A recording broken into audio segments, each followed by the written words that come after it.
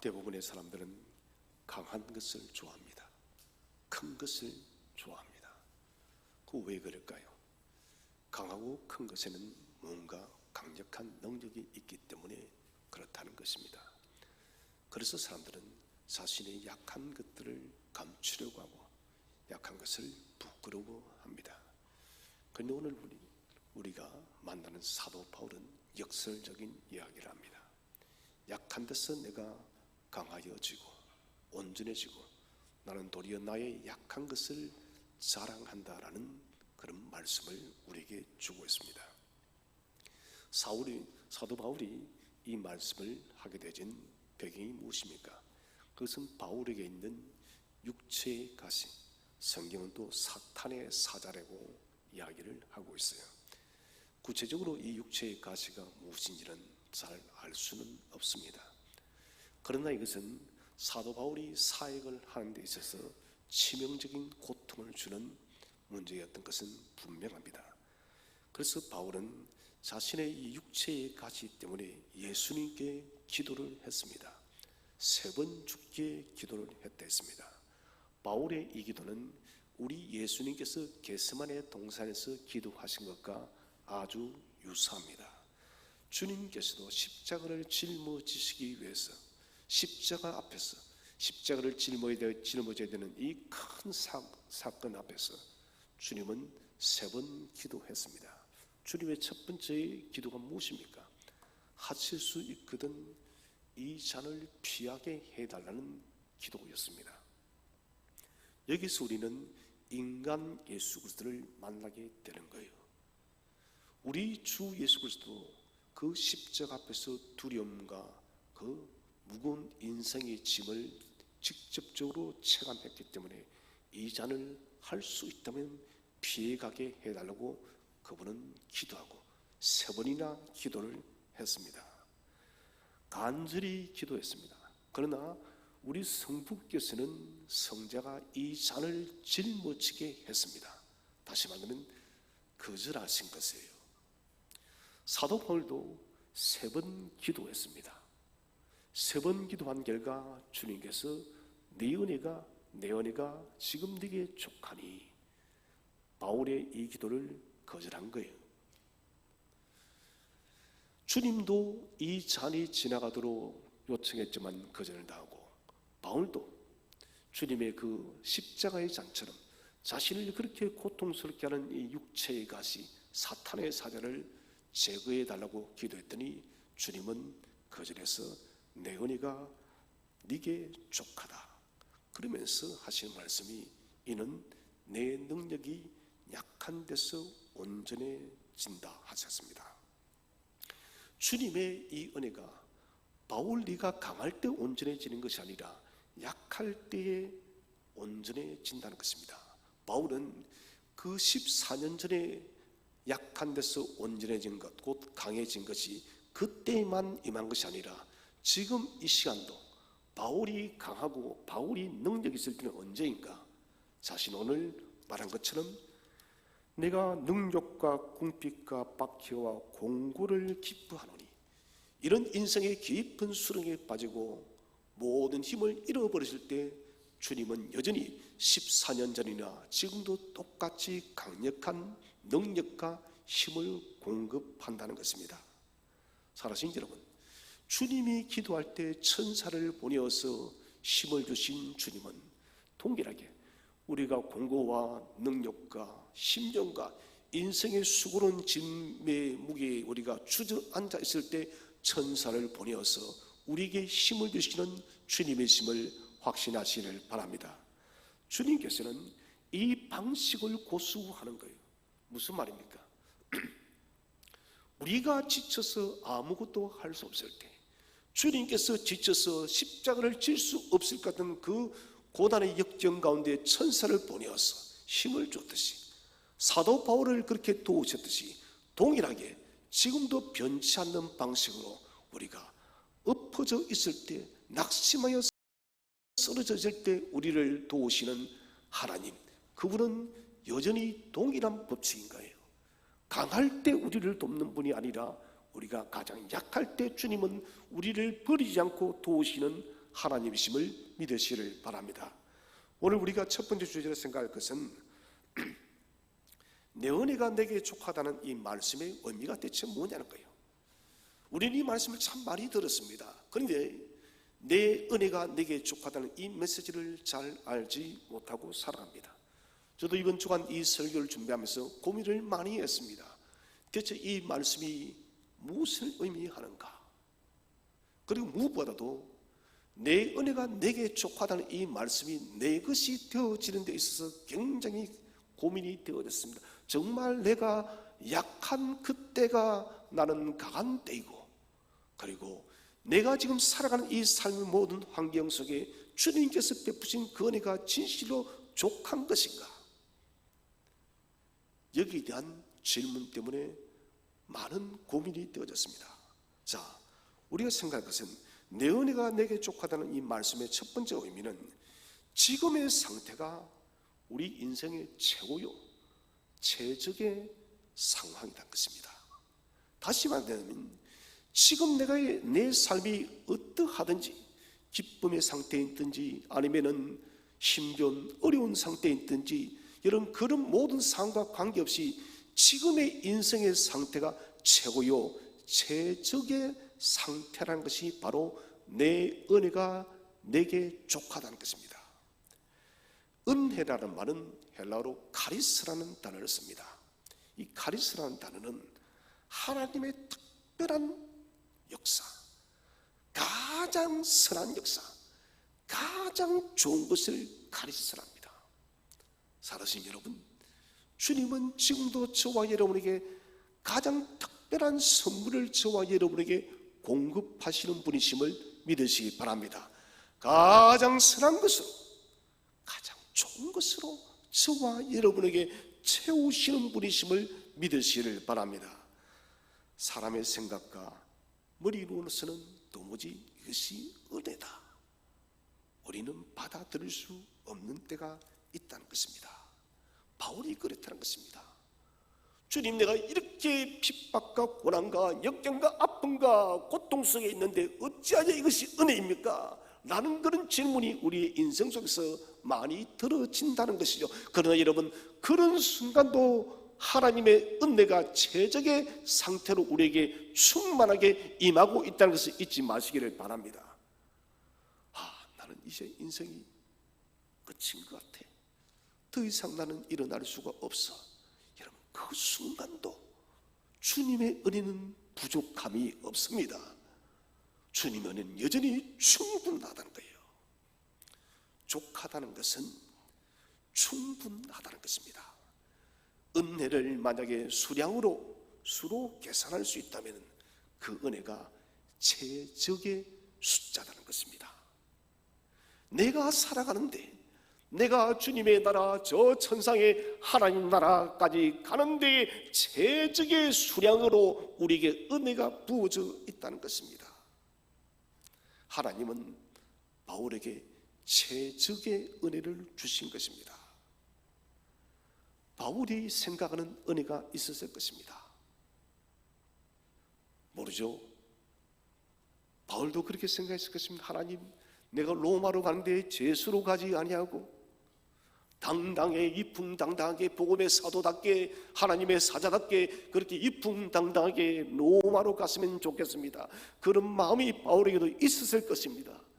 하나님, 내가 유대인들에게 돌매질을 당하지 않고 그들을 도리어 통치하는 그런 위풍당당한 그런 바울이 되었으면 좋겠고, 내가 가는 곳곳마다 기적이 일어나고 가는 곳곳마다 사람들이 환영했으면 좋겠습니다. 그것이 은혜입니다. 이런 마음이 여러분 바울에게도 과연 없었을까요? 저는 충분히 있었으리라 생각이 들어집니다. 우리도 그렇게 생각합니다. 내가 가는 길은 어디로 가든지 형통하고 내가 하는 일은 다 잘되고 내가 가는 곳마다 나는 사람들에게 인정받고 존중받고 존경받는 것, 이것이 우리는 은혜다고 생각을 많이 합니다. 물론 그것도 은혜입니다. 그러나 그것은 우리의 인간적인 은혜입니다. 하나님의 은혜는 우리의 생각을 뛰어넘는 것입니다. 우리는 언제나 좋은 것, 내 인간적 관점에서 잘 되는 것, 그것만이 은혜다라고 하는데 아니요. 우리가 인생에서 이러면 넘어지고 엎어지고 쓰러지는 것조차도 하나님의 은혜라는 것을 잊지 마시기를 바랍니다. 때로는 여러분, 넘어지는 것이 일어서는 것보다 더 큰 이득을 가져올 때가 많이 있다는 것입니다. 주님께서는 그래서 오늘 바울에게 묻습니다. 바울아, 왜 내게 더 은총을 구하느냐? 내가 너에게 충분한 은혜를 주었는데, 내가 내게 최적의 은총을 주었는데 왜 또 더 달라고 하느냐? 우리에게도 똑같이 말합니다. 사랑하는 샘터교회 성도들아, 내가 네게 지금 충분한 은혜를 주었는데 왜 또 더 달라고 하느냐? 여러분, 이 충분이라는 것은 최적화되어 있다는 거예요. 소금은 아주 음식에 있어서 중요합니다. 저는 간이 안 맞으면 반찬을 먹지 않아요. 아무리 그것이 화려해도 보기자도. 간은 여러분 생명이 음식에 있어서 그 간을 맞추는 결정된 것이 뭡니까? 소금이에요. 소금이 어떻게 들어가느냐에 따라서 적절하게 들어가야만 맛이 납니다. 과하면은 여러분 짜서 소태가 돼서 먹을 수가 없어요. 너무 적게 들어가면 싱거워서 먹을 수가 없습니다. 제가 지금 무슨 말합니까? 여러분, 많은 것이 다 좋은 것이 아니에요. 설탕도 여러분 적당히 들어가야 단맛이 있는 거예요. 과하게 들어가면 너무 달아서 먹을 수 없는 거예요. 은혜도 마찬가지입니다. 은혜란 것이 여러분 우리가 감당할 수 있는 정도의 은혜가 와야 되지, 그것이 범위를 넘어버리면 우리는 은혜의 가포화 상태에서 그것이 은혜인 줄을 몰라요. 여러분, 휴대폰을 다 쓰고 계십니다. 휴대폰을 쓰다 보면 갑자기 휴대폰이 버벅거리면서 속도가 저하가 되어집니다. 여러분, 그 원인이 뭔지 아십니까? 우리가 과도하게 휴대폰을 쓰게 되면 휴대폰에 여러 가지 앱들이 얽히고 설켜서 속도가 저하되집니다. 그때는 어떻게 되냐? 클리닉을 해야 됩니다. 최적화를 시키는 앱을 눌러주면 불필요한 것들 싹 정리해서 속도가 다시 정상화되죠. 때로는 다시 껐다가 켜야 돼요. 여러분, 은혜도 최적화가 되어야 함을 믿으시기를 바랍니다. 너무 많아서 감당할 수 없는 은혜가 아니라 최적화되어진 은혜가 있을 때 그 은혜는 가장 강력한 능력을 나타낸다는 것입니다. 주님께서 말씀하십니다. 사도 바울에게 네가 교회를 핍박할 때 너를 변화시킨 것도 은혜다는 거예요. 또 말합니다. 이방의 사도로 세워서 복음을 전하게 한 것도 은혜다. 바울아, 더 이상 다른 것 내게 요구하지 말아라. 나는 너의 모든 것들을 지난 시간부터 지금까지 너를 은혜로 다 품어왔다. 네가 나를 핍박하고 스데반을 죽이던 그 자리에서도 나는 너를 은혜로 붙들고 있었다. 여러분 믿으십니까? 우리 주님은 바울이 스데반을 죽이는 그 순간도 당신의 은혜의 손으로 지탱하고 있었음을 믿으시기 바랍니다. 우리가 범죄하고 우리가 실패하고 우리가 주님을 부인하며 돌아섰던 그 시간도 주님은 우리를 은혜의 손으로 붙들고 있었음을 믿으시기를 바랍니다. 은혜는 언제나 충분했습니다. 여러분, 그래서 우리는 지금 우리에게 주어진 은혜를 만족하시기를 바랍니다. 그래, 내게 최적의 은혜가 주어졌어. 주님 감사합니다. 언제나 내게 최적의 은혜를 주시는 우리 주님을 내가 송축합니다. 두 번째는 은혜를 주시는 주체자가 예수 그리스도라는 것을 말하고 있습니다. 오늘 내 은혜가 네게 족하도다. 주님의 은혜가 바울에게 족하다. 주님 은혜가 저와 여러분에게 족하다고 말씀하십니다. 다른 사람이 주는 은혜가 아닙니다. 예수님의 은혜입니다. 약속의 주체자가 여러분 사람이 아니에요. 약속의 주체자가 대통령이 아닙니다. 약속의 주체자가 영원 불변하시고 당신이 하신 말씀은 반드시 지키시는 주 예수 그리스도가 지금 약속을 하고 있습니다. 여기서 의미하는 것은 중보자의 은혜입니다. 저는 여기서 큰 은혜를 받았습니다. 내 은혜가 내게 족하다라는 이 약속을 주신 주님이 중보자가 되셨다는 거예요. 무슨 말입니까? 우리에게 하나님께서 은혜를 주시도록 주님께서 성부께 기도를 한다는 거예요. 성부께 기도할 때마다 저는 그 생각을 합니다.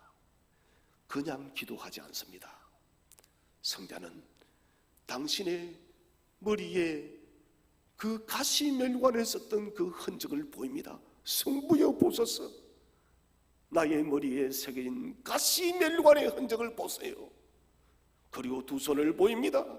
성부여 보소서, 당신의 자녀들을 위해서 흘리신 못자국난 나의 이 손을 보라고. 그리고 발을 보입니다. 성부여 보소서, 당신의 자녀들을 위해서 못 박힌 나의 발을 보소서. 성부여 보소서, 나의 찔린 옆구리의 창자국을 보소서. 이래도 당신께서 당신의 자녀들에게 은혜를 주시지 않겠습니까? 여러분, 하나님께서 그거 보시고 은혜를 거절하시겠습니까? 거절할 수가 없어요. 그것은 중보자의 흔적이기 때문에. 그래서 우리 하나님은, 성부 하나님은 약속의 대표자이신 예수 그리스도께 주어진 은혜를 말합니다. 무슨 말입니까? 우리 성부 하나님께서 우리의 모든 인류의 언약의 백성의 대표이신 예수 그리스도께 은혜를 다 주었다는 거예요. 그렇다면 우리를 위해서 목숨까지 내어주신 주님께서 저와 여러분에게 은혜를 주시지 않겠습니까? 성부께서 성자에게 주신 충만한 언약은 저와 여러분에게도 충만하게 주어짐을 믿으시기 바랍니다. 하나도 아낌없이 성부께서 성자에게 은혜를 다 주셨어요. 성부께서 성자에게 은혜를 주었듯이 우리에게도 그 은혜를 준다는 것입니다. 그리스도는 우리 머리가 됐습니다. 아론의 머리에서 그 기름이 수영까지 타오르듯이 성부께서 성자에게 은혜의 그 기름이 흘러내리듯이 저와 여러분의 머리 위에도 한없이 흘러내릴 줄로 확신하시기를 바랍니다. 곧 성자 예수 그리스도가 우리에게 은혜를 주는 거예요. 성경을 한번 읽어보겠습니다. 골로새서 1장 19절 시작. 아버지께서는 모든 충만으로 예수 안에 거하게 하시고. 아멘. 자, 성부께서는 모든 충만으로 예수 안에 거하게 하시고. 무슨 말입니까? 우리 성부 하나님께서는 당신의 모든 은혜의 모든 것들을 성자 예수 그리스도 안에 충만하게 채워주었다는 거예요. 성자 예수 그리스도는 그 충만하게 채워진 그 은혜를 저와 여러분에게 쉼없이 공급한다는 것입니다. 그 충만으로부터 저와 여러분은 우리가 천국 가는 그날까지 은혜 속에 거할 줄을 확신하시기 바랍니다. 그러므로 여러분, 충분한 은혜예요. 부족한 은혜가 아니에요. 모자란 은혜가 아닙니다. 결핍되어진 은혜가 아닙니다. 충분한 은혜입니다. 만족스러운 은혜입니다. 모자라지 않는 은혜입니다. 여러분, 이 충분한 은혜에 감격하시기를 바랍니다. 감사해야 돼요. 이 은혜는 궁극적으로 어떤 은혜인가? 예수 그리스도의 속죄의 피로 주어진 구원의 은혜입니다. 저는 여기에서 큰 깨달음을 얻었습니다. 이 위대한 구원을 이루기 위해서 주님은 그렇게 연약해지고 낮아지고 작아지고 죽기까지 그분은 자신을 부정해야 됐습니다. 그 결과로 우리에게 구속의 은혜가, 구원의 은혜가 주어졌다는 것입니다. 이 은혜로 인해서 우리가 죄와 사망의 권세에서 구원을 받은 것입니다. 여러분, 그래서 우리는 1차적으로는 주님의 그 충만한 은혜로 말미암아서 십자가의 은혜로 인해서 우리가 구원을 받았고, 당신께서 생명을 주고 우리를 건졌었는데, 여러분 그렇다면 주님은 또 공급하십니다. 무엇을요? 저와 여러분에게 살아갈 능력, 살아갈 힘을 공급하시는 분이심을 확신하시기 바랍니다. 길이 보이지 않아도, 인생의 답이 보이지 않아도, 동서남북이 다 막힌 것 같아도, 그러나 주님은 저와 여러분에게 생명을 주셨기 때문에 그 모든 것들을 탈출하고 이겨나갈 수 있는 능력을, 은혜를 공급할 줄로 확신하시기 바랍니다. 세상 끝날까지 승리하는 은혜가 쉼없이 흘러내리는 거예요. 성지순례를 갔을 때 갈릴리 지역을 갔습니다. 그 지역의 갈릴리 요단강가의 그 근원지예요. 저는 그 물을 보면서 놀랐습니다. 엄청난 물이 계속해서 예수님 당시에도 쏟아졌었고 지금도 쏟아지고 있는 거예요. 그 물이 계속 흘러서 하루까지 내려가는 겁니다. 저는 그것을 보면서 그런 생각이 들었습니다. 주님의 은혜도 이 강물처럼 마르지 않구나. 여러분, 우리가 아무리 그 물을 마셔도 여러분 그 물은 마르지 않습니다. 한번 생각해 볼까요? 이런 비유가 한번 좀 맞을지 모르겠는데, 바닷가가 여러분 얼마나 큽니까? 바다에서 물고기 한 마리가, 요만한 물고기 한 마리가 갑자기 걱정이 생겼습니다. 내가 물을 너무 많이 마셔가지고, 바닷물을 너무 많이 마셔서 바닷물이 마르면 어떻게 될까? 여러분, 그 물고기 아무리 바닷물을 많이 마셔도 바닷물은 마르지 않습니다. 여러분, 마찬가지예요. 여러분, 저와 여러분이 하나님 은혜를 아무리 많이 받아도 여러분 그 은혜는 마르지 않는 은혜임을 믿으시기를 바랍니다. 은혜의 공급의 주체자가 살아계신 예수 그리스도시기 때문에 아무리 받아도 마르지 않는 생명의 은혜를 여러분 마음껏 받아 누리시기를 바랍니다. 세 번째는, 예수 그리스도께서 주시는 은혜는 우리의 삶이 어떠한 상황에 처해도 충분하다는 것입니다. 그래서 오늘 사도 바울이 말합니다. 내 은혜가 네게 족하다. 주님께서는 당신의 은혜가 현재 바울이 당한 이 육체의 가시, 사탄의 가시, 이것 때문에 정말 죽을 정도로 고통스러워요. 정말 죽을 것 같아요. 그런데 주님이 하신 말씀이 없애주겠다가 아니라 뭐라고요?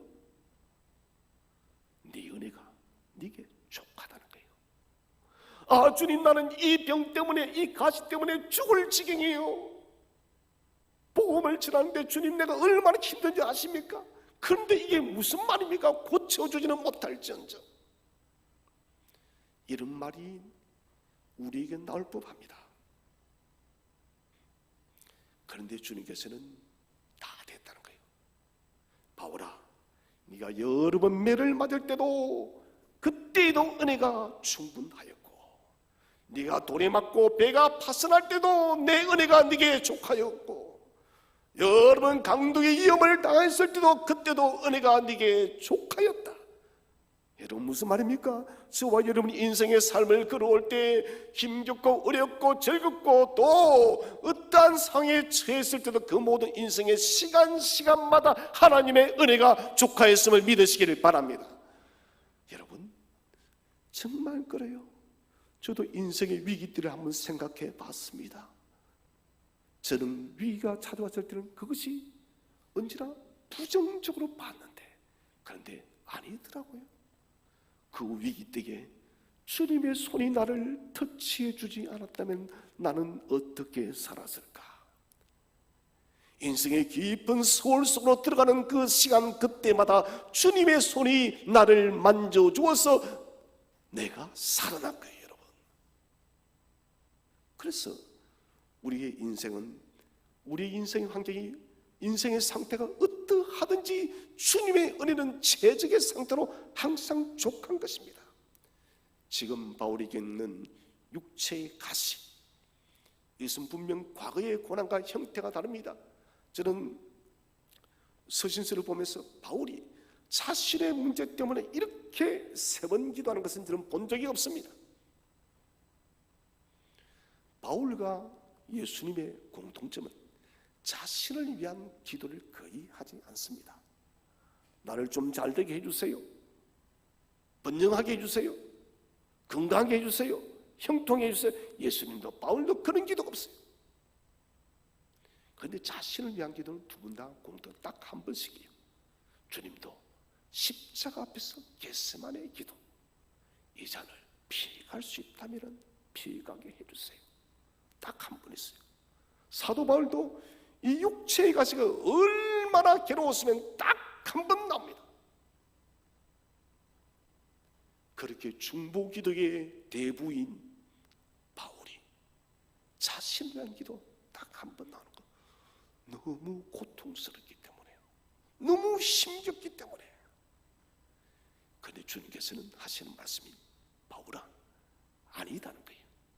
그 육체의 가시, 그게 너의 최고의 고통이 아니야. 너는 육체의 가시보다 더한 고난들을 지금까지 다 지내왔다는 겁니다. 그 고난들이 작아 보이는 것은 왜 작아 보이는가? 지나왔기 때문에 그래요. 여러분 그렇지 않나요? 우리는 그 고난이라는 문제를 현재의 고난과 과거의 고난을 보면은 어떤 때는 과거의 고난이 훨씬 더 컸어요. 그런데 지금의 고난은 그 과거의 고난과 객관적으로 비교할 때 지극히 작은 것임에도 불구하고도 이것이 커 보이는 것은 오늘 지금 내가 현재 직면하고 있기 때문에 그렇다는 것입니다. 사랑하신 여러분, 똑같습니다. 과거의 나의 그 깊은 수렁에서 나를 건지신 하나님의 은혜가 충분하였듯이 지금 내게 육체의 가시 같은 사탄의 가시 같은 고난의 문제가 있다 할지라도 과거에 충분하게 은혜를 주신 하나님은 지금도 충분하게 은혜를 주실 줄을 믿으시길 바랍니다. 전혀 새로운 고난이 아니다는 것이에요. 하나님의 은혜는 날로 새롭습니다. 하나님의 은혜는 날로 새롭기 때문에 우리가 어떤 문제에 부딪혀도 우리가 이겨낼 수 있다는 것이에요. 이상한 일이 닥쳤다고 불평하지 마세요.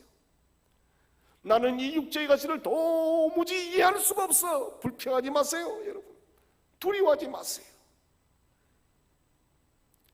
은혜는 더 신비롭습니다. 은혜는 모든 문제 위에 서서 모든 것을 덮고 완결시키는 것이 은혜임을 믿으시기를 바랍니다. 주님의 은혜가 다 덮고 있는 거예요. 모든 순간에 하나님의 은혜가 우리에게 충분할 것입니다. 우리 주 예수님의 은혜는 저와 여러분의 인생을 떠받치기에 충분함을 믿으시기를 바랍니다.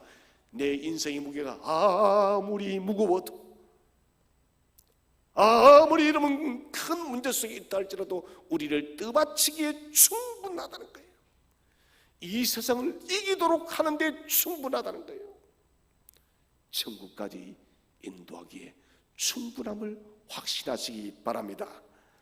두 번째 주제는 예수 그리스도의 강력한 능력은 어떻게 나타나는가? 그 첫 번째는 우리 자신의 능력이 약한 데서 그리스도의 능력이 나타납니다.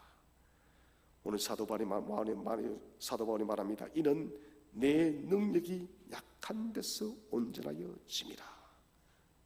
자신의 능력, 자신의 힘은 지식이나 권력이나 육체의 강건에서 나오는 것이 아니라 무엇에서? 약한 것에서 나온다. 그래서 사도 바울은 자신의 약함을 자랑합니다. 궁핍, 박해, 공고. 왜? 이런 것들이 있을 때마다 바울은 주 예수로 말미암아서 강력해졌음을 믿으시기를 바랍니다. 여러분 동일한 거예요. 우리의 삶에 여러분 고난과 역경과 아픔과 슬픔과 위기가 찾아올 때마다 주님은 우리를 강력한 존재로 만듦을 확신하시기 바랍니다. 예수님은 어떻게 강해졌을까요?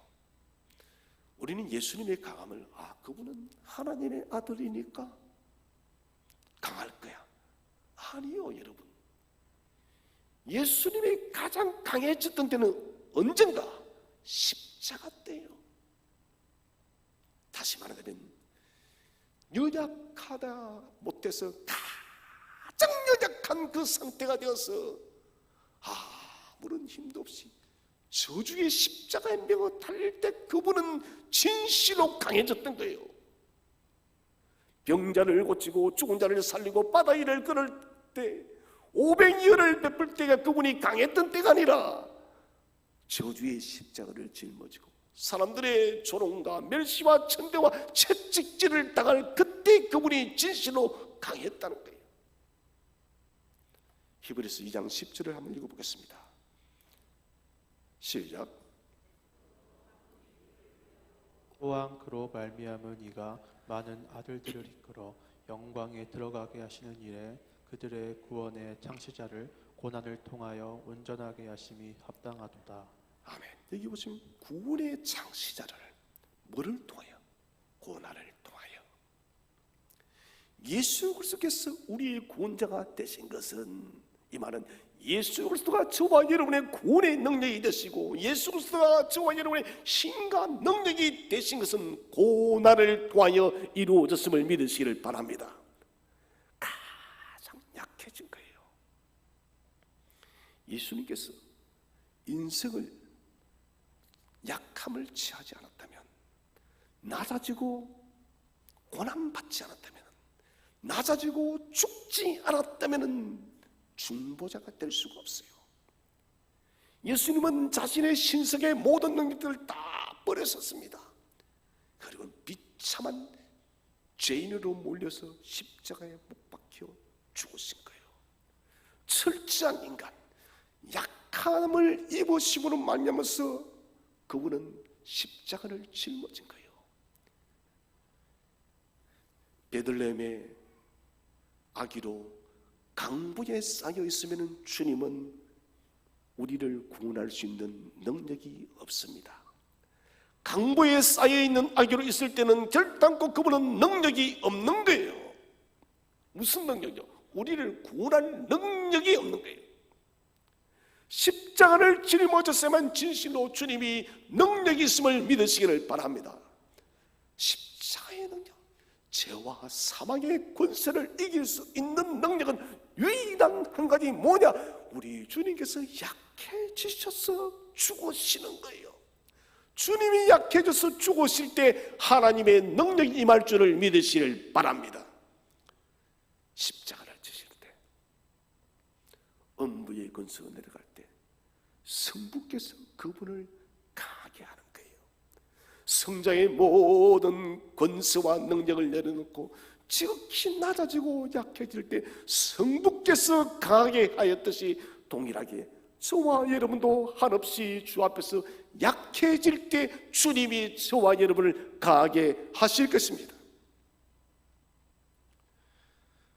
사람들은 이렇게 말합니다. 주님께서 십자가에 못 박히실 때 저가 다른 사람은 구원하여도 자신은 구원하지 못한다고. 아니요, 주님은 자신을 구원할 수 있는 능력이 있었지만 사용하지 않았습니다. 천군 천사를 불러서 그분은 자신을 구원할 수가 있었습니다. 왜 그럴까요? 십자가의 능력이 있어야만 구원이 이루어지기 때문에 이 십자가의 능력은 어떻게 취하는가? 주님이 한없이 약해지고 무력해져야 된다는 거예요. 그리해야만 하나님의 공의가 온전히 임해서 죄를 심판하고 십자가를 통하여 우리에게 죄 용서의 위대한 은혜를 베풀어 준다는 것입니다. 그래서 십자가에 못 박히신 그리스도의 약함은 하나님의 가장 큰 능력입니다. 믿으십니까 여러분? 십자가에 못 박히신 예수의 약함은 약함이 아니라 도리어 하나님의 가장 강력한 능력이 됐다. 왜 그런가요? 그리스도의 십자가를 지는 가장 약한 시간에 가장 위대한 구원이 이루어졌기 때문에 그렇다는 것입니다. 내 능력이 약한 데서 온전하여집니다. 곧 바울의 가시는 바울을 강하게 하는 도구입니다. 가시로 인해서 고난받을 때마다 더욱더 주님을 의지하기 때문에 바울의 이 약함은 역설적으로 강함인 것이에요. 여러분 그렇지 않던가요? 하는 일들이 잘 되고 돈도 많이 벌고 아이들도 공부도 잘하고 모든 척척척 일이 풀려 여러분 그때 하나님 찾나요? 안 찾아요. 언제 주로 기도합니까? 어려움이 찾아야 기도를 합니다. 여러분 그래서 고난이라는 것은 주님을 만날 수 있는 가장 최적의 시간입니다.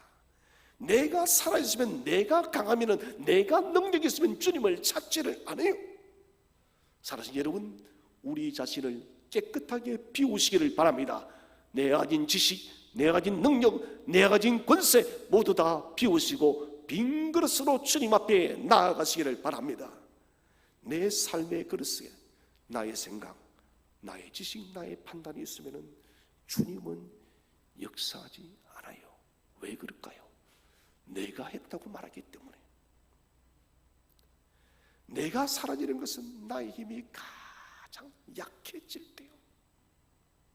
그때 우리는 고백합니다.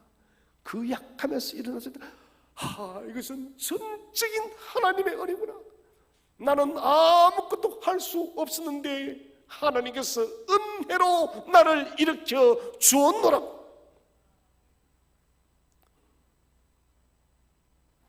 토기장이가 토기를 빚을 때 토기장의 능력과 기술을 가장 잘 발휘할 수 있는 때가 언제일까요? 토기가 굳어진 상태가 아닙니다. 진흙이 말랑말랑할 때예요. 흙이 부드럽고 연약할 때 토기장의 능력이 빛이 나는 거예요. 마찬가지입니다. 저와 여러분의 삶이 연약할 때 예수 그리스도의 은혜의 능력이 충만하게 나타날 줄을 믿으시기를 바랍니다. 그래서 약함은 강함인 거예요. 마지막 세 번째 주제는 우리 속에 그리스도의 능력이 머물기 위해서 어떻게 해야 될까요? 첫 번째는 자신의 약함을 고백하고 그리스도를 높여드릴 때 예수의 능력이 우리에게 머물게 되어집니다. 자, 머문다. 이 말은 사도 요한의 신학입니다. 사도 요한의 신학은 머문다의 신학이고 바울의 신학은 함께하다의 신학이에요. 머문다는 말, 이것은 사도 요한이 요한복음 1장 14절에서 먼저 사용을 하고 있습니다. 한번 읽어보겠습니다. 요한복음 1장 14절 시작. 말씀이 육신이 되어 우리 가운데 거하심에 우리가 그의 영광을 보니 아버지의 독생자의 영광이요 은혜와 진리가 충만하더라. 아멘. 우리 가운데 거하심에, 거하다는 것은 에피스케노세라는, 에피스케노 헬라를 썼는데 이것은 거처를 정하다, 거주하다. 이 에피스케노는 노세는 히브리어 세키나에서 같은 발음이요. 세키나가 뭡니까? 하나님의 영광의 임재를 세키나입니다. 에피스케노스도 세키나와 똑같은 말이에요. 거한다는 것은 우리 속에 거주하여서 하나님께서 영향력을 발휘한다는 겁니다. 여러분 기도하십시오. 하나님이여, 성령님이여, 내 심령 속에 거주하셔서 당신의 영향력을 나타내어 주시옵소서. 성령님의 영향력이 나타나야 됩니다. 구약시대에 하나님은 이스라엘 백성 속에 함께하기 위해서 오소리의 그 거친 가죽 안에, 성막 안에 거주하셨습니다. 볼품없고 투박한 오소리의 그 가죽 안에, 성막 안에 하나님은 거하셔서 이스라엘 백성의 모든 사람들을 인도하셨던 것입니다. 성막 속에 거한 하나님은 사도 요한의 요한복음 1장 14절의 말씀처럼 말씀이 육신이 되어 저와 여러분의 심령 속에 거하심을 믿으시기를 바랍니다. 광야에서 그의 백성과 함께 하신 하나님은 이제는 예수 그리스도 안에서 성취된 새 출애굽이에요. 여러분, 예수를 믿게 될 때 우리는 새로운 출애굽을 하였음을 믿으시기를 바랍니다. 이스라엘 백성이 애굽에서 출애굽하였듯이 우리가 예수를 믿게 될 때 새로운 출애굽을 하는 거예요. 이것이 바로 새 이스라엘이에요. 하나님의 새로운 언약의 백성이 되어진 것입니다. 새 출애굽의 백성된 저와 여러분의 삶 속에 찾아와서 거주함을 확신하시기 바랍니다. 성막 안에 거하신 하나님, 이제 우리 속에 성령으로 찾아오셔서 저와 여러분의 심령 속에 함께함을 확신하시기 바랍니다. 여러분, 그래서 약하다고 낙심하지 마시기 바랍니다. 약하다고 두려워하지 마시기 바랍니다. 약하다고 여러분 포기하지 마시기 바랍니다. 성령께서 저와 여러분 속에 강력하게 역사함을 믿으시기 바랍니다. 바울 사도는 자신 속에 머물기를 기대하는 그 능력을 말합니다. 이 능력은 바로 요한복음 1장 14절이에요. 아버지의 독생자의 영광이요 은혜와 진리의 충만해요. 곧 다시 말하면 한마디로 예수 그리스도가 자기 속에 머무는 것이 능력이라는 거예요. 여러분, 돈이 능력이 아니에요. 권세가 능력이 아니에요. 여러분, 출세가 능력이 아닙니다. 예수 그리스도가 저와 여러분의 참된 능력임을 확신하시기 바랍니다. 오늘 바울의 고백이 그렇습니다. 이 능력이 내게 머무는데 이 능력은 바로 보배로우신 예수 그리스도시다. 그리스도가 우리 속에 머무는 원리가 뭘까요? 그것은 내 모든 것을 다 비우고 우리가 그리스도를 높여드려야 돼요. 그리스도를 존귀하게 높여드릴 때 그리스도는 저와 여러분의 삶 속에 주인이 되시고 능력으로 역사할 줄로 믿으시기를 바랍니다. 인생을 살아간다는 것은 우리 힘과 지혜로 살아갈 수 있는 것이 아니에요. 우리가 할 수 없는 것들이 얼마나 더 많이 있습니까? 가장 복잡한 것이 삶의 문제인데 이 수많은 문제를 우리는 이길 수가 없어요. 그래서 우리는 약하고 약한 존재입니다. 그러므로 여러분, 그리스도의 능력이 저와 여러분의 심령 속에 충만하게 머물기를 바랍니다. 여러분, 그러기 위해서는 주님의 코칭, 주님의 지도를 매일마다 받으시기 바랍니다. 주님의 지도를 머물 때 주의 능력이 저와 여러분에게 머물 것입니다. 주님의 지혜와 주님의 능력을 여러분 강구하시기를 바랍니다. 주님의 지혜를 가지고 우리가 살아가야 된다는 것입니다. 내 삶의 모든 짐들을 다 내어버리고 주님의 지식과 주님의 지혜와 주님의 권세를 저와 여러분의 삶 속에 충만하게 채우시기를 바랍니다. 사랑하는 성도 여러분, 약함은 부끄럼도 아니요, 약함은 실패도 아니고, 약함은 낙심도 아닙니다. 저와 여러분은 그리스도 안에서 약해져야 됩니다. 주님의 소리가 연약해질 때 그리스도는 우리들 통해서 강력하게 능력으로 역사할 것입니다.